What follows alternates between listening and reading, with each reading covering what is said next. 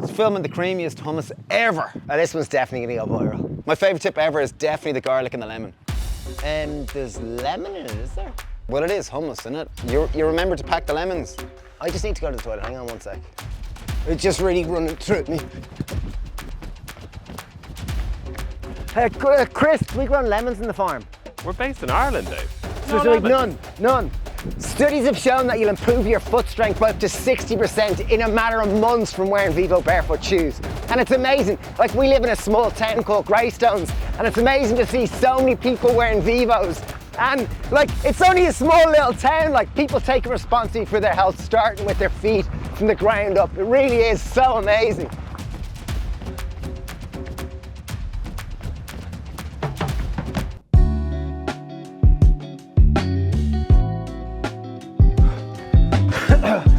You ready to shoot this video now? Hey, You mind shoes? do you get a lemon from the toilet? Get 20% off VIVO Barefoot shoes with the code HP20. Go to vivobarefoot.com. They have an amazing range. I just got a pair for my 1.5-year-old, and they're the cutest, most amazing shoes, really. And they're so good at helping encourage the strength within her feet. So check them out, amazing. Are you talking to me? Like I know all that. And by the way, I know you forgot that lemon. My hummus is too creamy, said no one ever. Yes. Welcome to the world's creamiest hummus. We literally have a hummus factory who make thousands of tubs every day. And we've been making hummus for more than 20 years in our cafe. And these are the secrets that we've never shared of how to make the creamiest hummus ever. Cooking is a game of detail, and if you want to take your food from good to great, it's about small little incremental improvements. So number one, we're going to use 2 tins of chickpeas, or if you can get jarred ones, brilliant. So we've a litre of water boiling. We're adding in 2 tins of chickpeas, that's 500 grams, and I'm adding in 1 teaspoon of baking soda. So normally it's per litre of water, it's 1 teaspoon of baking soda. So we're going to boil these for 5 to 10 minutes. And really what we're waiting for is for the baking soda to really infuse and start to help loosen the skins in the chickpeas. Next, we're going to take a fork or some kind of a tool to aggravate the chickpeas, to really stir them around and hopefully release some of the skins. The skins are naturally much lighter, so they'll float to the surface, and we're simply going to skim them off and set them aside. So the baking soda creates an alkaline environment which helps break down the cellulose in the skin wall of the chickpea and also helps soften it. Through this boiling process, a lot of the skins in the chickpeas start to soften. We're going to drain it, give it a slight little rinse, and then just peel off as much of the skins as possible. The skins are literally the fibre on the outside of the chickpea, and by removing them, you're removing a lot of you are enabling creaminess to happen very easily. This is a really fun process, and many people like colour, meditate, but peeling chickpeas is one of the greatest acts of mindfulness. No, I am. Well, no, but it is quite a fun, satisfying thing. There's something very kind of primordial, carnal. Yeah, carnal, that it's like it's kind of hard to stop. You know, one of those type of things. This might seem as a small, insignificant step, but as I mentioned, cooking is a game of small details. This will happily move us along the journey to make the creamiest hummus ever. I'd say there's a 20% gain by doing this in terms of creaminess. Okay, on to step 2. Step 2, we are gonna prepare our lemon and garlic together. So I'll show you that now. Something we found out along our journey is by not putting in your garlic clove in whole and by crushing it up into garlic paste, it softens, it mellows it out. So we're gonna add our 2 cloves of garlic. So it's normally 1 clove of garlic per tin of chickpeas. So 2 cloves of garlic per 500 grams of chickpea. We're gonna go in a pinch of salt just to help break down the skin walls. And then I've got 1 lemon. I'm just gonna squeeze in the juice of it. I'm just gonna squeeze it through my hands just to catch any pips. One of the main indicators of longevity is actually grip strength. So this is an indicator. This is a good way of testing it. Yeah, they found there's a correlation between grip strength, how strong your hands are, because it's an indicator of your forearm strength, your arm strength, your shoulder strength, your traps, your back, your core. It's all interlinked. So you can have a bit of fun with that and see your squeezing strength. Okay, take your pestle and we're just gonna grind up the garlic. That one's the pestle, is it? That's the pestle, that's the mortar, as far as I can remember. Anyway, yeah, let us know if we got it wrong. Give it a little, what we're trying to do is turn the garlic into garlic paste.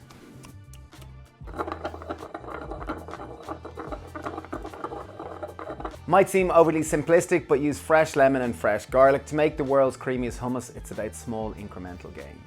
Now it's time to put it all together. So into our food processor, we always use the food processor rather than a blender. We're gonna add our pre-skinned chickpeas. Peeled.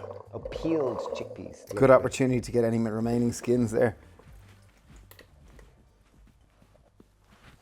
On the topic of using fresh lemon and garlic, try to use the best quality ingredients you can. Tahini is ground up sesame seed paste. There's two varieties, there's light and dark. Light is just less earthy and more creamy, and you want this creamy, succulent and just delicious. Oh, I love tahini so much. Dark tahini typically has a slight bitter taste to it, so that's why our preference is to go for the light tahini. Just taste them around and find one that's nice, creamy, velvety, and it should taste sensational. On the topic of high quality ingredients, we're using sea salt. It's got 92 minerals in it, whereas traditional ionized table salt typically is 2, so we will always use sea salt. I'm gonna add a pinch in with my lemon and garlic, and then I'm gonna add half a teaspoon when we're blending it together.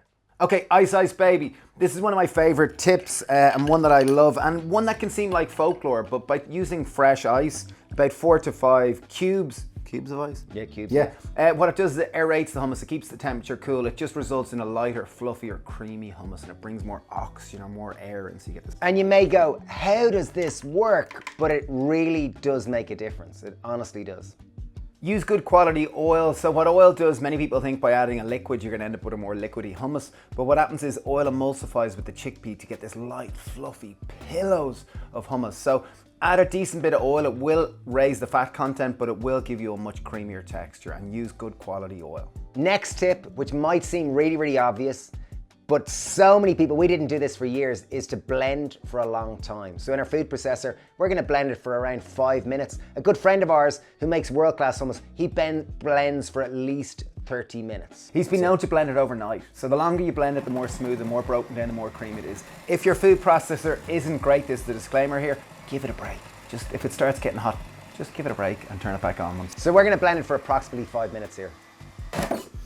So we gave this about 10 minutes. There's serious heat off it, like it's amazing the heat, like it, and the smell, the whole room smells of hummus, which is amazing. A really important step here is to season it to your palate. So if it's tasting flat, it needs more lemon or salt. The garlic undercarriage is, oh my God. So silky. It's like having fluffy hummus clouds. It's beautiful. So to me and to my palate, it needs more salt and a little bit of lemon juice. So I'm gonna just season it to taste. Like you're nearly not used to tasting hummus that creamy. And then just one last spin until it all goes together. Okay, taste perfect, texture is perfect, plating up is really important. This is the final tip to take it from good to exceptional. Okay, so spread the hummus out like a bowl on a plate, and we're gonna add in our ingredients into the center. So I've chopped some tomato, cucumber, coriander, and some pomegranate together. Okay, final tip to accentuate the creaminess is to serve with something crunchy. By serving with something crunchy, it creates more juxtaposition so that the creaminess tastes even better. So I just simply have some of our toasted sourdough and serve it like this. I just think it's so beautiful. It's a game of details, it's incremental steps. We've shared with you a number of our steps which we've learned over the last 20 years. And as we said, we've literally got a hummus factory, a production facility where we make thousands of tubs of hummus, of amazing hummus every single day. Oh my God, I can't wait for it. Oh my God. Like it's so silky. If you're interested in learning everything else that we've learned over the last 20 years, we've got our book out, which is called Happy Pear 20, celebrating 20 years. Thanks to everyone who's brought it. It's got incredible reviews. It's our 100 best recipes as well as just our philosophical, our learnings in terms of health and wellness. And really just to say thanks for watching it. Hummus is such an incredible food, one that is the backbone of what we've eaten over the last 20 years. And these are some of the tips that we found. If you've got any tips that we left out here, please comment below it and we'd love to hear them. And let us know how you get on, because these are so worth trying. Which one is the most worthwhile for you? Anyway, thank you for watching and wishing you a wonderful hummus-tastic day. Bye. Cheers!